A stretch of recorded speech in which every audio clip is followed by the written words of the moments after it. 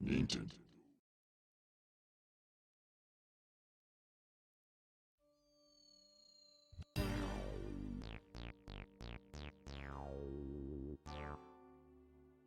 C'est en 2001 que sort le premier épisode de la série de survival horror de Nintendo entre parenthèses, marquant l'entrée en scène du fameux sidekick de Mario dans le monde très fermé des héros de jeux vidéo, en plus de lancer la firme japonaise sur la voie de la 7ème génération avec le Cube.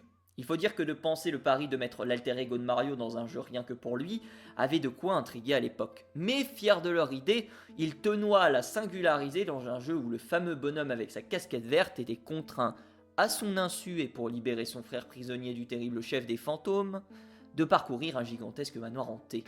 Luigi's Mansion était né. Il aura fallu attendre quasiment 12 ans pour que la série revienne pour une deuxième occurrence sur une console assez inattendue, la Nintendo 3DS, à travers un jeu tout aussi maîtrisé, quoique assez différent de l'originel. C'est cette fois-ci Next Level Games qui s'en charge, studio à l'époque connu pour avoir fait chausser des paires de crampons à Mario et confrères, et pour avoir remis Little Mac sur un ring. Toutefois, le studio se fera mauvaise presse après le très détesté Metroid Prime Federation Force, qui soit dit en passant n'est pas un jeu aussi exécrable que la très grande majorité des gens le disent. Mais qu'à cela ne tienne, Nintendo entretient toutefois la confiance gardée avec Next Level Games pour développer le jeu que nous allons évoquer dans cette deuxième appréciation vidéoludique indépendante, Luigi's Mansion 3.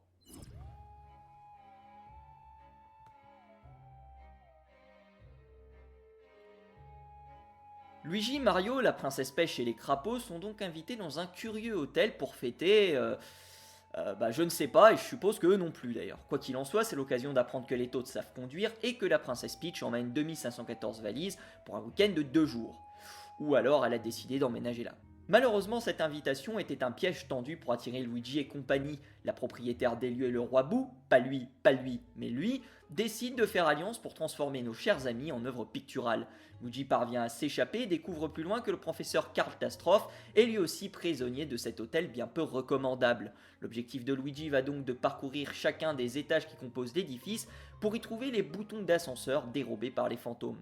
Chaque étage sera l'occasion de rencontrer, en plus des fantômes classiques, des sortes de chefs de la société spectrale avec chacun leur propre personnalité, comme la dame de chambre ou l'agent de sécurité qui a peur de tout, et que l'on prendra le plaisir d'affronter dans des combats plutôt très sympas, même si certains affrontements laisseront de meilleurs souvenirs que d'autres. Une structure simple mais diablement efficace, entretenue par une certaine originalité au fur et à mesure de notre progression, même si scénaristiquement bien moins abouti que le 2, avec un professeur Cataclysme plus discret. Une grande majorité appréciera, mais je reste toujours convaincu de la qualité d'écriture de l'épisode 3DS, même si l'autre zigoto était peut-être un peu trop pis. Si les premiers étages ressemblent d'ailleurs à des étages d'un hôtel, ce qui peut paraître logique, les étages supérieurs sont l'occasion de découvrir des environnements plus originaux que je ne vous spoilerai pas pour la découverte. Chaque lieu amenant sa propre ambiance, ses propres règles, voire ses propres mécaniques. Et si la grande majorité de ces dernières sont classiques, la façon dont ces actions sont exécutées sont parfois assez inattendues et vous montrera que fichtre, les devs ont quand même bien potassé leur machin. Les musiques sont du même tonneau et si elles peuvent paraître en retrait vis-à-vis des autres épisodes de la série, elles notent aussi avec leur environnement, si bien que la variété semblera plus que jamais présente, bien que souvent répétitive, lorsque l'on prend le temps de bien l'écouter, même si ça reste agréable. Dans l'ensemble d'ailleurs, le sound design est encore une fois de grande qualité, tout comme la gestion de la lumière et des jeux d'ombre, tout bonnement remarquable, un gage de qualité qui était déjà présent dans le second volet. Il en résulte une réalisation quasiment proche de la perfection sur une console qui ne souffrira que de quelques légers bugs que l'on évoquera brièvement plus tard et où la fluidité n'est quasiment jamais remise en cause. La nouvelle invention du professeur Cacatoès présente ici évidemment quelques nouveautés qui seront utiles à Luigi pour nettoyer le manoir de ses fantômes.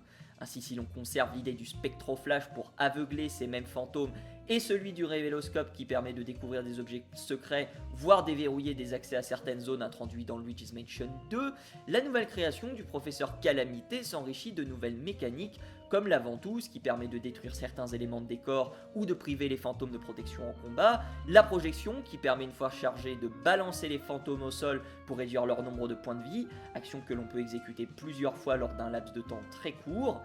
Et on m'annonce dans l'oreillette que j'ai encore oublié l'existence du saut qui permet d'esquiver des obstacles ou de détruire des objets et qui a été responsable pour les 3/4 du temps du fait que je galérais à faire les énigmes. Mais la principale des nouveautés est surtout représentée par l'arrivée de Gluigi, dont j'avoue ne pas avoir été grand fan à son annonce. Le bougre peut se glisser dans des espaces étroits comme des bouches d'égout ou des conduits d'aération, mais aussi agir de concert avec Luigi, pas lui, mais lui, pour déclencher différents mécanismes, voire l'aider au combat. L'utilisation de Luigi est intéressante, mais j'aurais aimé que le concept aille encore plus loin avec lui, car les mécaniques le mettant en scène n'arrivent selon moi pas suffisamment à se renouveler et se basent un peu toujours sur les mêmes ficelles. D'autant que votre double engluant n'est pas invincible, le moindre contact avec un liquide le dissolvant immédiatement. Dernière fonction pour la route, Luigi vous permettra également de localiser aussi les bouts présents à chaque étage de l'hôtel. Je pense pas spoiler grand monde en disant qu'il y a des bouts dans le jeu, grâce à un système de vibration les localisant avec plus ou moins de précision. Même si je préférais le système de Luigi's Mansion 2, qui se basait surtout sur de l'observation et sur la disparition d'objets plus ou moins imposants à chaque chapitre, le système présenté ici fait le travail, en se rapprochant davantage du système présent dans le premier opus, avec le Game Boy Aurore qui réagissait à proximité des fantômes. A noter toutefois qu'il sera nécessaire de battre le boss de l'étage en question pour y trouver le fameux bout. En revanche, pour parler encore des quêtes annexes, vous pourrez toujours vous lancer à la recherche des gemmes dissimulées un peu partout dans chaque étage, et qui sont plus ou moins bien cachées. Et puis comment ne pas parler de l'argent présent absolument partout dans le jeu, qui vous servira à acheter, si vous le désirez, des aides pour trouver les bouts et les gemmes, mais aussi des os dorés qui permettront à Luigi de ressusciter en combat, même si leur intérêt a clairement décliné depuis l'opus 3DS, où là, la mort vous obligeait à refaire tout l'épisode. Ici, la mort est donc beaucoup plus permissive, puisque mourir vous fera juste reprendre à la dernière sauvegarde automatique. Si donc la finalité de l'argent est clairement anonyme ici, la façon de le gagner en résolvant des puzzles plus ou moins complexes ou en détruisant tout sur sa route montre que la fin ne justifie pas toujours les moyens. Ainsi l'on prendra un grand plaisir à découvrir tous les secrets et petits trucs que les devs ont pensé à nous cacher. La récompense viendra donc plus de l'interaction que du profit, et ça c'est tellement rare dans le monde du jeu vidéo moderne que c'est à signaler. Tout ceci vous permettra d'avoir une durée de vie tout à fait convenable, partez ainsi sur entre 10 et 15 heures pour finir le jeu, possiblement plus si vous flânez dans les couloirs de l'hôtel. On ajoute à ça un mode multijoueur en local jusqu'à 8 que je n'ai pas pu tester avec ces différentes épreuves parce que je n'ai pas d'amis, et le mode multi en ligne que je n'ai pas testé non plus puisque je n'ai pas de connexion internet. Ouais, elle est dure la vie de testeur vidéoludique. Mais globalement on obtient une durée de vie plutôt conséquente avec ces ajouts. Ajoutez à cela également une difficulté pas toujours évidente à gérer, car si globalement la grande majorité du jeu se passera sans encombre, certains retours à certains étages pour les compléter dans leur intégralité se passeront parfois dans le sang et les larmes avec des armes et de fantômes pour vous attaquer. Le niveau 12 constituant sans doute la panacée. Et comment ne pas parler du boss avec la bouée, où tout le monde est mort au moins une fois, sauf moi, parce que j'ai du skill et pas vous. Non, en vrai, je sais pas comment j'ai fait, sûrement de la chance. Cet affrontement que je ne vous montrerai pas pour vous laisser la surprise, ou la mauvaise surprise, risque donc d'en faire criser certains, ce qui m'amène naturellement à parler des défauts du jeu. A commencer par la jouabilité, notamment avec la ventouse. Celle-ci n'est pas toujours précise, et on se surprendra plus d'une fois à rater une action à cause de l'imprécision des contrôles. En effet, le stick directionnel haut et bas ne se situe pas au même endroit comme dans Luigi's Mansion 2, mais sur deux sticks différents, tout comme Luigi qui est bien moins mobile dans Luigi's Mansion 2. Alors c'est bien qu'il soit pas trop mobile, mais l'utilisation du spectroflash par exemple limite votre sens de déplacement, ce qui peut être handicapant face à une invasion d'ennemis. J'ai aussi remarqué, comme dit précédemment, quelques bugs avec des objets passant à travers les murs ou à travers les textures, et j'ai même eu le droit à un plantage. Loin d'être grave, ces bugs sont, je suppose, le retour de flamme d'une physique permissive et d'un haut niveau d'interaction.